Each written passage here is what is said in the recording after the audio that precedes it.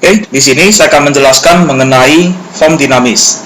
Nah, sebelum saya masuk ke dalam form dinamis, sekilas kita balik kembali ke materi tentang form dan event yang ada di pertemuan kelima sebelum UTS. Nah, di sana di pertemuan tentang form dan event, Anda sudah dijelaskan mengenai ruang lingkup dari penggunaan form dan event.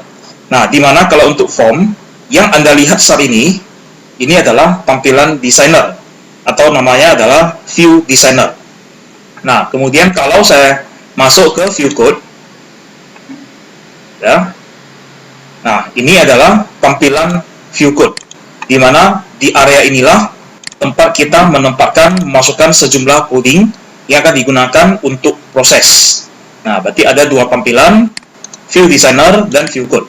Selain dua tampilan ini, view designer dan view code, ada lagi satu area yang dinamakan sebagai designer, di mana area tersebut umumnya terhidden. Nah, jadi bisa saya ekspansikan tadi, kemudian ini adalah desainernya. Nah, saya masuk.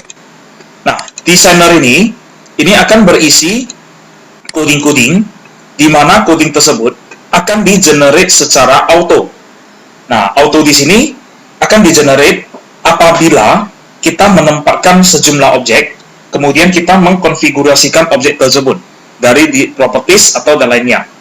Nah, jadi misalnya saat ini, form yang ada saat ini hanyalah form kosong, belum saya tempatkan objek apapun, dan belum saya konfigurasi. Maka di dalam designer, bagian generator code, bisa Anda lihat, hanya ini saja codingnya. Ya. Nah, kalau misalnya saya menempatkan satu objek. Nah, sebagai contoh misalnya, saya memasangkan label ke dalam form. Nah, kita lihat di bagian desainernya. Di bagian generator code akan berisi coding. Nah, secara otomatis coding yang muncul sudah akan tersedia adanya label 1. Nah, kemudian kalau misalnya saya hapus lagi label 1 ini, kita lihat kembali ke designer. Maka otomatis yang label 1 hilang. Kembali tersisa hanyalah form 1.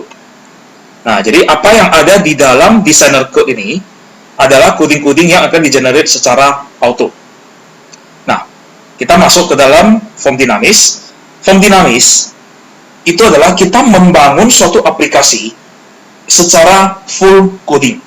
Jadi kita tidak melakukan click and drag objek ke dalam form.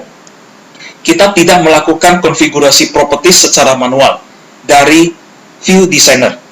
Jadi semuanya, mulai dari menempati objek, kemudian konfigurasi propertiesnya, semuanya dilakukan secara full coding. Sehingga kalau kita melakukan secara full coding, maka bagian generator code yang ada di bagian designer ini, dia tidak akan mengenerate coding-coding selama kita melakukan click and drag. Karena tidak terjadi click and drag. Nah, saya akan memberikan contoh sederhana untuk penggunaan form dinamis ini. Oke, nah, misalnya di sini, saya nantinya akan menempatkan 4 objek. Nah, di sini saya masih tempatkan dulu, memberikan gambaran bagaimana contoh yang akan saya bangun nantinya. Saya akan menempatkan 2 text box. Satu text box di area sekitar sini, kemudian text box yang kedua di bawahnya. Setelah itu, objek yang ketiga itu adalah tombol. Nah, di mana tombol akan berada di bawah text box yang kedua. Objek yang keempat, saya akan menempatkan label, di mana label tersebut akan berada di samping dari tombol. Nah, jadi nantinya saya akan merancang tampilan dengan form dinamis untuk program seperti ini. Jadi ada 2 text box, 1 tombol, dan 1 label. Kemudian fungsi dari program ini nantinya, jika saya menginput nilai ke dalam 2 text box ini, kemudian saya menekan tombol, maka akan dilakukan perhitungan penjumlahan. Dia akan menjumlahkan nilai dari text box 1 dengan nilai dari text box 2, hasilnya akan dicetak ke label 1 ini. Nah, semuanya akan saya lakukan secara form dinamis. Nah, jadi kalau melakukan form dinamis, maka ini semua tidak akan dilakukan secara click and drag. Jadi form 1 tetap dalam kondisi kosong. Oke. kita masuk ke bagian view code. Nah, di bagian view code ini, saya akan mendeklarasikan dulu 4 objek. Nah, tadi kan sudah ada dijelaskan akan ada 4 objek, yakni textbox, kemudian 2 textbox tersebut, misalnya saya namakan dia adalah textbox nilai 1 dan txt nilai 2. Kemudian tombol, yakni button, dan namakan dia adalah btn tambah. Yang keempat, label, dan namakan dia adalah lbl hasil. Nah, jadi saya di sini sudah mendeklarasikan 4 objek, di mana ini hanya sebatas pendeklarasian objek aja. Nah, kemudian kita masuk ke bagian konstruktor dari form 1. Nah, saya akan ubah dulu nama font dari form 1 ini. This.font sama dengan new font. Oke, saya gunakan Consolas dengan ukuran 11 dan font stylenya adalah bold. Nah, setelah itu kita akan mulai dari objek yang pertama. Nah, kita berikan komentar di mana di sini nantinya akan saya konfigurasi untuk objek textbox txt nilai 1. Nah, tadi di atas ini hanya sebatas pendeklarasian nama objeknya aja. Objeknya belum terbentuk. Saya akan membentuk objeknya. Maka txt nilai 1 sama dengan new textbox. Kita ciptakan objeknya. Nah, setelah itu konfigurasi lanjut dengan location. Nah, apa maksud location ini? Textbox-nya nanti akan saya tempatkan di area ini, area di sekitar sini. Nah, saya akan tempatkan ke dalam form 1, ya, harus kita ketahui koordinatnya. Nah, koordinatnya berada di mana? Di mana sudut kiri atas ini adalah 0,0. Sumbu X dan sumbu Y. Jadi X adalah horizontalnya dan Y-nya adalah vertikalnya. Nah, saya akan tempatkan mulai dari 0,0 dari sudut kiri atas. Saya akan tempatkan sekitar X dan Y-nya sama-sama 10 pixel. Berarti di sekitar area sini. X yang 10 dan Y-nya 10. Nah, maka location sama dengan new point 10,10. Sorry, ini koma. Nah, setelah itu txt nilai dot size. Kalau tadi adalah kita mengatur posisi letak textbox nilai 1 ke dalam form di posisi mana, maka dot size ini adalah mengatur panjang dan lebar dari textbox ini. Oke. Kan new size sama dengan dot size sama dengan new size. Saya maunya panjangnya 100 pixel dan tingginya 30 pixel. Nah, setelah itu, apakah objek textbox ini sudah muncul? Nah, kita coba lihat. Oke, saya akan coba jalankan. Kita tunggu. Nah, di sini bisa Anda lihat objek textbox nilai 1 belum muncul. Nah, berarti konfigurasi untuk txt nilai 1 masih belum selesai. Oke, kita stop. Nah, kenapa belum muncul?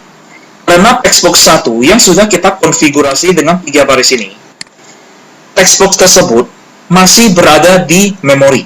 Belum kita panggilkan untuk ditempatkan di atas form. Nah, objek textbox 1 ini harus saya tempatkan ke atas form.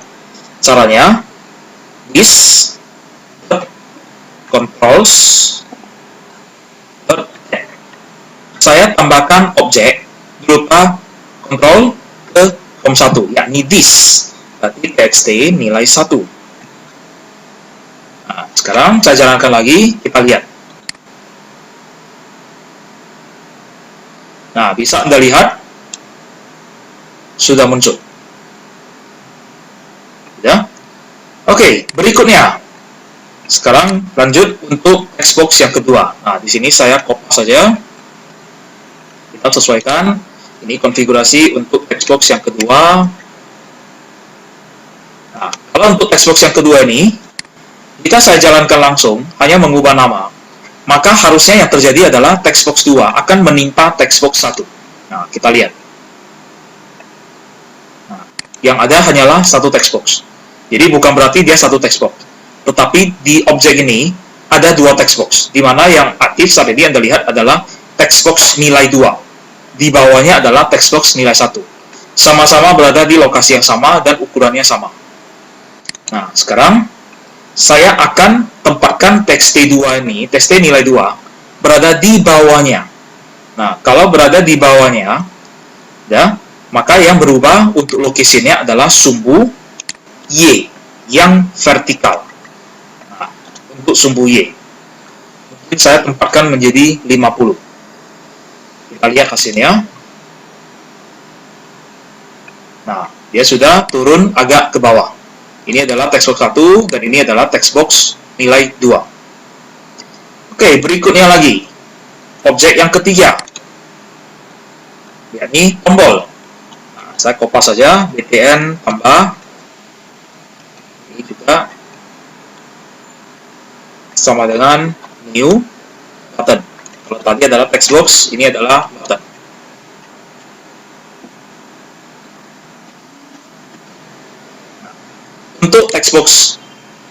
Untuk button tambah, btn tambah ini, misalnya saya maunya berada di bawah textbox 2. Nah, mungkin di sini sekitar 100. Dengan panjangnya 30 dan tingginya adalah, panjangnya adalah 100 dan tingginya adalah 30 pixel. Kita lihat. Nah, ini hasilnya. Ya, ini tombolnya. Nah, tombol ini belum ada tulisan. Sekarang saya tambahkan tulisannya. Maka btn tambah .x, misalnya tambah. Oke, kita lihat lagi. Nah, cocok. Oke. Nah, lanjut lagi. Objek yang terakhir adalah label. Nah, kita tempatkan di bawah. Saya ketikan. Objek yang keempat adalah LBL hasil. Saya ketikan LBL hasil sama dengan new label. Setelah itu ini semua adalah LBL. Nah, untuk teksnya saya hapus dulu. Oke, kita lihat. Saya jalankan. Belum terlihat apapun, ya, karena label tersebut berada di area ini. Nah, saya maunya label tersebut, ya, dia berada di samping dari tombol, berarti di area sekitar sini. Berarti kalau tadi tombolnya ada di lokasinya 10, X-nya 10, dan Y-nya adalah 100, maka saya mau gesernya kemari untuk labelnya. Label mau saya tempatkan di area ini, di mana lokasinya adalah X-nya harusnya bukan lagi 100. Nah, X-nya kita prediksi dulu. Berapakah X yang dimungkinkan? Kalau dari tombol ini, jarak garis tepinya ke tombol, ini X-nya adalah 10. Kemudian panjangnya, lebarnya ya. Dan lebar dari tombol tambah ini adalah 100 pixel. Berarti sampai sini X-nya sudah seharusnya 111. Maka saya bulatkan X-nya mungkin sekitar 150. Sedangkan Y-nya, dia sejajar dengan tombol. Maka Y-nya adalah 100. Nah, saya ubah. Ini menjadi 150. Oke, kita coba lihat. Belum terlihat adanya label. Nah, saya tambahkan lagi satu properties.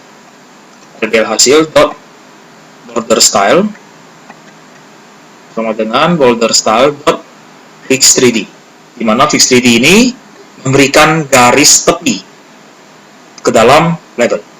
Oke, kita lihat. Nah, sudah terlihat. Inilah labelnya. Dikarenakan tadi tidak ada garis tepi, maka label tersebut dia terlihat sama dengan kondisi form 1. karena warnanya sama-sama warna abu. Oke, saya tuliskan suatu nilai dulu. Misalnya di sini LBL hasil .x sama dengan bentuk. Kita lihat. Nah, itu hasilnya. Nah, bisa Anda lihat bahwa tulisan contoh yang ada di dalam label teks ini, label hasil ini, dia ratanya adalah di kiri atas. Saya mau mengatur ratanya di posisi tengah, secara vertikal maupun horizontal. Nah, maka yang harus saya ubah adalah LBL hasil text align. Nah, di mana di sini sama dengan context alignment rata sebaik vertikal maupun horizontal di posisi tengah, berarti middle center. Kita lihat lagi hasilnya. Nah, inilah hasilnya. Nah, maka sampai di sini perancangan untuk desainernya secara form dinamis sudah selesai. Nah, berikutnya, jika saya masukkan nilai angka ke dalam dua text box, setelah itu saya klik tambah, maka nanti hasilnya akan muncul ke contoh. Nah, kondisi ini masih hanya sebatas perancangan GUI-nya aja. Hanya desainernya aja. Belum ada event. Nah, sekarang saya akan melanjutkan bagaimana kita menambahkan event ke dalam form dinamis. Nah, untuk contoh ini, event yang akan terjadi. Apakah event yang ada di text box, tombol, atau label? Nah, jika saya input suatu nilai ke dalam dua text box, kemudian saya klik tombol, maka muncullah ke label. Maka eventnya adalah event klik yang berada di tombol tambah. Karena proses akan terjadi jika user melakukan klik. Jadi saat user melakukan klik tambah, maka tambahkanlah dua nilai dan tampilkan ke label. Oke, caranya sekarang adalah kita hapus dulu tulisan contoh ini, saya balikkan ke kosong. Nah, dari 4 objek ini, event yang akan dibuatkan itu adalah event event klik pada tombol tambah. Nah, maka di area sini, di bagian konfigurasi untuk tombol, saya akan buatkan event klik seperti ini. btn tambah dot klik. Ya, event klik. Kemudian plus sama dengan tambah sama dengan. Nah, setelah dituliskan tambah sama dengan, dia akan muncul keterangan seperti ini. Press tab to insert. Oke, saya tekan tombol tab satu kali. Begitu sudah menekan tab satu kali, dia muncul lagi. Press tab to generate handle. Saya klik tab yang kedua kali lagi. Nah, maka secara otomatis di bawahnya akan muncul prosedur seperti ini. btn tambah, di mana yang sebelumnya tidak tersedia. Nah, maka di area inilah sekarang saya akan tuliskan. Ini boleh dihapus, diganti label hasil .x sama dengan saya mengkonversi convert.toIn. Udah, saya gunakan convert aja. xt nilai 1.text ditambah convert.toIn lagi, integer, xt nilai 2.text. Nah, setelah itu hasil penjumlahan ini saya buka tutup kurung .toString, karena saya cetak ke .text yang bertipe string. Oke, nah kita lihat lagi jika saya jalankan programnya. Saya masukkan ini 12, kemudian ini 34 tambah. Nah, inilah hasilnya. Maka terjadilah event klik jika saya mengklik tombol tambah. Kalau saya tambahkan lagi ini 1, inilah hasilnya. Nah, ini adalah contoh sederhana dari penggunaan form dinamis dengan objek kontrol dasar.